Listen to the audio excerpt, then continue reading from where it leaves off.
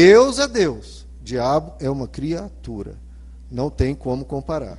Agora veja só, que o diabo trabalha na vida do cristão, ele trabalha com o medo. Ele instila medo em você para que você dê a ele um poder que ele não tem. Esse é o poder que ele tem contra os cristãos, e é isso que tem sido cultivado em muitas igrejas. Medo do diabo. Ou seja, em vez com a pregação do evangelho, você diminuir o medo pelo diabo, as pessoas estão ampliando esse medo. Quando a proposta do evangelho é extinguir esse medo. Totalmente. Ele é nosso inimigo? Sim. Mas com que armas nós lutamos? Com medo? Não. A gente luta com a fé. É com crer em Deus e confiança nele. É claro que nós temos que ter cuidado com o pecado, cuidado com a nossa mente, com a nossa língua, etc. Mas nós combatemos esse combate pela fé. Veja só, a Bíblia nos retrata Satanás como uma serpente, certo? A serpente é um animal venenoso, é um animal perigoso e é um animal letal, correto? Bom, aí você pensa, se a Bíblia nos relata Satanás como um animal desse tipo, letal, venenoso, perigoso, então a gente deveria ter medo. Só que como é que a Bíblia retrata Satanás após a cruz? Retrata Satanás como uma serpente com a cabeça esmagada. E você vai ter medo de uma serpente com a cabeça esmagada? É claro que não, você pode pegar, pode jogar fora, pode fazer o que for. Ele teve a cabeça esmagada na cruz do Calvário. Isso que está prometido em Gênesis 3,15. E, queridos, esse era o anúncio do Evangelho. Essa era a boa nova. A palavra Evangelho significa boa nova, boa notícia. Qual que era a boa notícia? Que as forças das trevas foram derrotadas, e não apenas derrotadas, foram esmagadas na cruz do Calvário. Deus derrotou o nosso inimigo para que nós pudéssemos ter paz, para que nós fôssemos libertos. Era isso que os apóstolos anunciavam e levavam alegria às pessoas, porque chegava às regiões, chegava aos países e as pessoas tinham muito medo das forças das trevas, tinham muito medo das divindades, tinham muito medo do que um ancestral morto, que tinha essas crenças pagãs, poderiam fazer contra eles, o que um demônio poderia fazer contra eles, qual que é a proteção que as pessoas tinham contra essas hostes das trevas. Elas pensavam, eu não tenho proteção nenhuma. Se vem um demônio, se vem um diabo, se vem o que eu vou fazer? Aí as pessoas inventavam rituais, inventavam mandingas, tentando de algum modo, num esforço maluco, de se proteger. E chegavam os apóstolos, chegavam os discípulos e anunciavam, esse poder foi cancelado, foi derrotado na cruz. Se apegue a Cristo e você tem a proteção de um Deus Todo-Poderoso. Esse era o anúncio, esse era a boa nova. Vocês não precisam ter medo. Veja só, há uma pregação, um tema de pregação que é constante no meio evangélico, que é a pregação sobre não temas. Até sempre se cita, né, que na Bíblia, por 366 vezes, Deus diz não temas. Uma vez para cada dia do ano, e mais uma que sobra para o ano bissexto. 366 vezes Deus diz não temas. E os evangélicos aprenderam muito isso, tanto é que quando vê uma pessoa chorando, uma pessoa com medo, uma pessoa passando por algum dissabor, qualquer evangélico que chega para consolar, fala, olha, querido, não temas, Deus é contigo, Deus vai te ajudar. É essa forma que a gente consola, e totalmente correta. Mas, vejam só, para uma questão crucial, que é a questão espiritual, às vezes a gente não tem a coragem de dizer isso.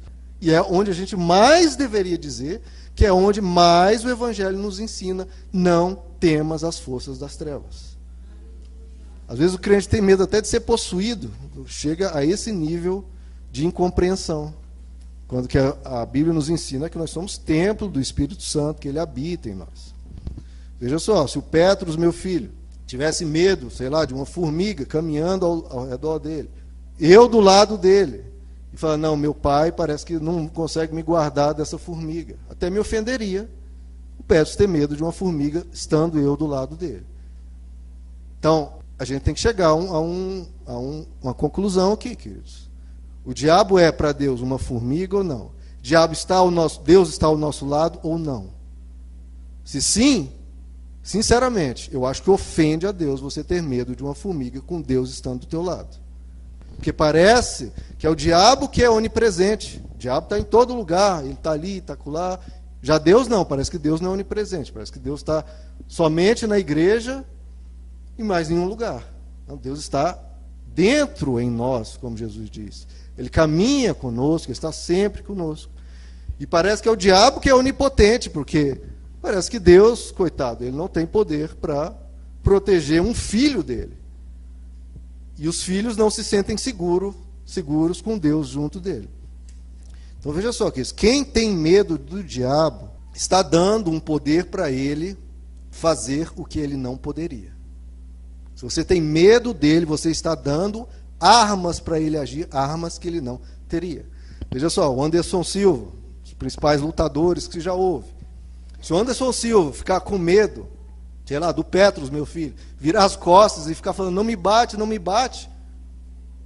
O Petros, pequeno, fraco, mas o Anderson Silva de costas, com medo e tremendo, o Petros pode dar um soco, pode dar um chute na canela e vai doer, vai machucar. Por quê? Porque ele se acovardou. Ele não soube quem ele era diante da ameaça. Então você precisa saber quem você é em Deus diante da ameaça que há. Há uma ameaça? Há. Mas se você souber quem você é, souber a proteção que Deus te dá, você enfrenta essa ameaça e coloca ela no lugar dela. Aqui é o que Jesus diz. Se é pelo dedo de Deus que eu expulso demônios, então chegou a vocês o reino de Deus. Então, desde a vinda de Jesus, o reino de Deus é marcado por isso. Os demônios fogem, os demônios correm. E aí Jesus fala essa breve parábola. Quando um homem forte, bem armado, guarda sua casa, seus bens estão seguros. Mas quando alguém mais forte o ataca e vence, tira-lhe a armadura em que confiava e divide os despojos. Aqui Jesus está colocando, veja só, esse homem forte que Jesus está colocando como se fosse o reino das trevas, que se protegia, que se unia em força, tentando proteger o que eles têm. As vidas que ele tem, as maldades que ele tem. E Jesus diz, mas chega alguém que é mais forte, o ataca e o vence. Tira-lhe a armadura que confiava e divide os despojos. Então, o Evangelho nos mostra as forças da luz em ataque e as forças das trevas recuando e sendo derrotados. Há algumas traduções que diz que o mais valente o ataca e vence. Então, a Bíblia nos mostra Jesus como o mais valente, como o mais poderoso. 1 João capítulo 5, o que é nascido de Deus vence o mundo. Quem é que nasceu de Deus? Então você veio para vencer. Não veio para correr, para fugir, nem ficar acovardado, nem com medo. Você veio para vencer. E essa é a vitória que vence o mundo, a nossa fé. É por isso que eu estou combatendo esse medo, essa divulgação de um poderio das trevas. Porque a pessoa se acovarda e perde a fé. Não, você tem que crer, ter uma fé absoluta no poder de Deus. E é por meio dessa fé que você tem, que o diabo então perde qualquer ação e poder contra você. Você crendo, é pela fé que você vence o mundo. Não é por rosa amarela, rosa ungida, nada disso. É pela fé. É o momento que você crê, aí você tem a vitória. E aí ele continua, quem é que vence o mundo? Aquele que crê que Jesus é o Filho de Deus. Então, simples, você crendo em Jesus, você tem essa vitória. Veja só, queridos, eu sei que muitas pessoas podem argumentar, trazer versos, contar histórias, não, porque teve um parente, ou aconteceu comigo e tal coisa. Veja só, queridos, cada um pode fazer a sua escolha. A verdade me libertou, e eu creio no que o Evangelho diz, no que o Evangelho promete, no que o Evangelho cumpre. Que o que Jesus fez na cruz está consumado. E eu creio que o poder dele me liberta.